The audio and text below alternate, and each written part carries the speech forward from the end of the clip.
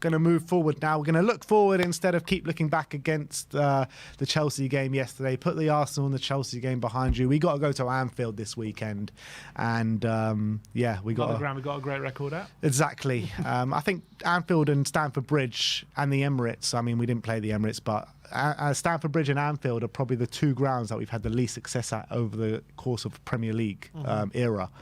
And I think there was even a time where, in the 80s, where we won a game at Anfield, Garth Crooks scored, and that was the first time we'd won there in like 72 years. Yeah. So that tells you about Spurs' history at Anfield. And it does seem, though, like in recent years, doesn't it, that we always have a good game at Anfield, but always just miss glaring opportunities and can never seem to get over the line. It's cursed, that stadium, for us. How many cursed stadiums do we have? Lots. But look, Ange has been speaking at his press conference this morning in terms of predicted lineup. What are the injury news? Well, unfortunately, he said that because obviously they played Unfortunately, there's no new injury news. Yeah, we don't really know, because he said yesterday that they're only going to really know this afternoon because there's a quick turnaround. Hasn't had a real good chance to look at his players because they played last night. So I guess we won't really know until late. He said there doesn't seem to be anything significant, he said. But obviously we don't really know. Yeah. But, we were thinking long and hard about this predicted lineup, and because of the performances that we've put in the last couple of games and the way he keeps chopping and changing it and nothing kind of works, it's kind of really hard to... I think this has probably been the hardest predicted lineup that we've had to pick. It could be anything, really. Yeah, throughout the season, but we've given a stab at it. But the one player that we do know is most definitely starting, and that is Big Vic. Yeah, Vicario. Liverpool actually are quite good from set pieces as well, attacking wise. Van Dijk won't be playing those, so that's a massive plus. That's good, yeah, that's very good. But I thought he looked quite shaky again from these set pieces on Thursday, so definitely something he's going to have to improve. I do think he's going to be very, very busy though in this one, so going to need him to be on top of his game here. And I wouldn't be surprised if Darwin Núñez is getting a lot of shots on him in this one. Let's just hope it's the Darwin Núñez that keeps smashing it over the bar in terms of the clinical Darwin Núñez, because I just feel like Liverpool over the past 4 or 5, well, you know what, we'll get into this in the match review, but let's go to right back, and we'll go to Pedro Porro, who needs to be doing a lot better in my opinion. Yeah, you can probably say that about all the players that we're going to talk about, but Porro recently, especially when he's on the ball and crossing wise, has been very off it, so needs to improve that. He's obviously going to have his work cut out for him because he's going to be up against probably Luis Diaz or Gakpo potentially. Yeah, probably Diaz, I reckon.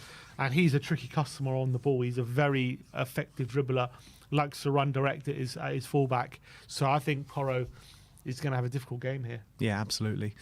So Porro right back, right centre back is obviously going to be Cuti Romero, one of the players that keeps stepping up for us time and time again in this horrible period of the season that we're enduring. So big up to Cuti. Yeah. He's one of the shining lights recently. I can see him being at his aggressive best. Obviously, Núñez likely, I guess, to start up front.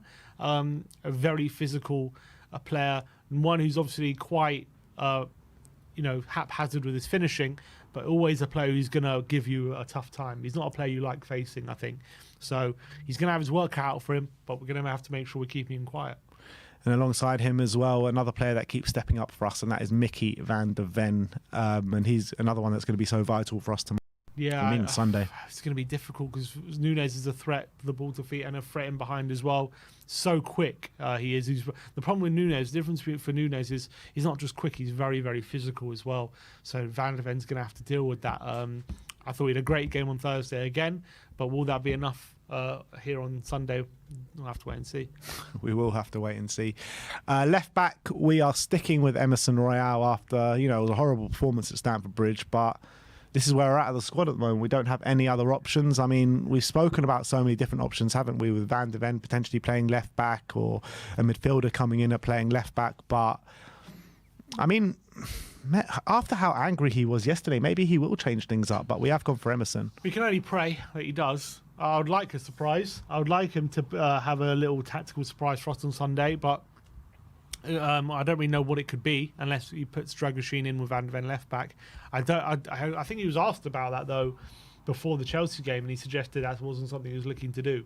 So I don't think he is going to do that, and then we don't really have too many other options in that position. So I don't know what other option he does have but to persist with Emerson. Well, a few players that have been touted on social media is Lo Celso, Ollie Skip, these kind of players. I wouldn't mind a midfielder there.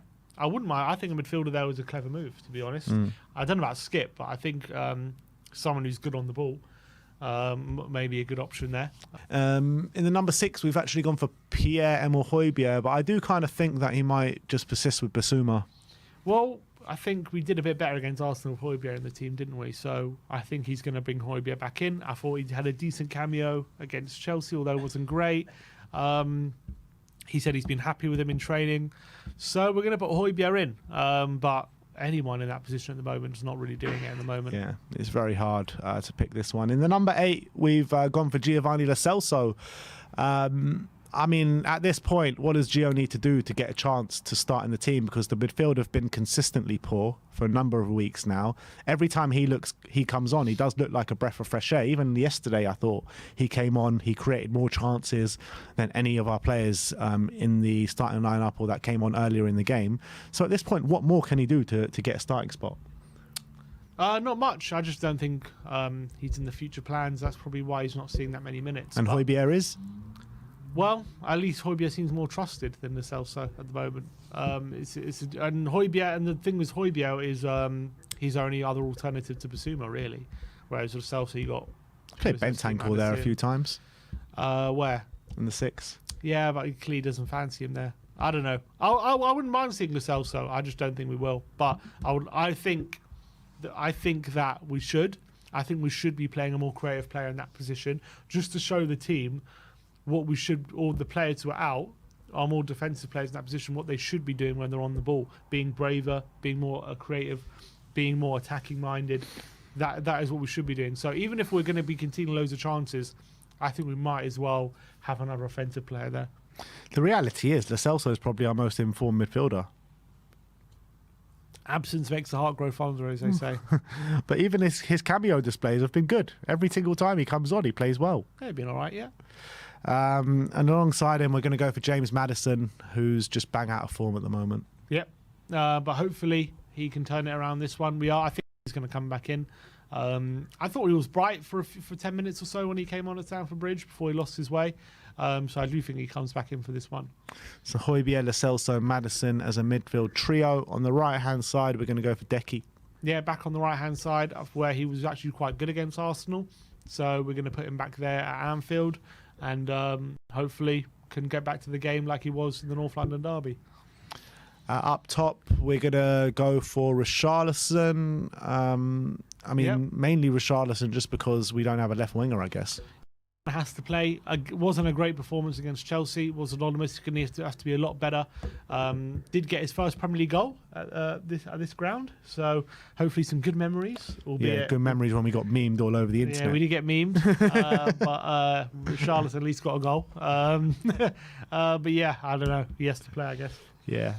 And then to make up the starting 11 on the left-hand side will be Heung-min Son, who we know loves playing at Anfield. He does. This is a ground where he does seem to get a lot of chances. Hopefully, he does spot those chances to play a bit more central and run in behind, because there's going to be space for him.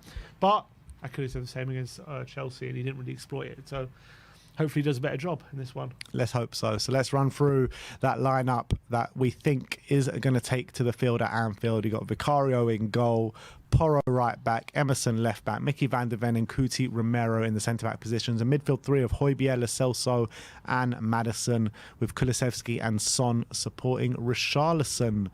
What is your score prediction? Oh, I forgot about that. I don't know. I don't think we're going to get anything out of this. I'm going 3-1 Liverpool. I think it might be worse than that. It's got a bit of a vibe coming into this of Newcastle last year, doesn't it? What, 6-1? Not, yeah, well, that's what the score was, but like the same kind of vibe going into the game. Like, we ain't got a chance in hell, and if we concede early, we can really like let it slip. I think it's all the same vibe as the Liverpool game last year. Liverpool game last year, yeah. Just I guess. off the back of like Newcastle, no one's giving us hope, and then we go 3-0 down, and we actually make a fight of it, and then we end up embarrassing ourselves anyway. I think we're going to lose like 4-1. 4-1, you're going? Wow. 4-1.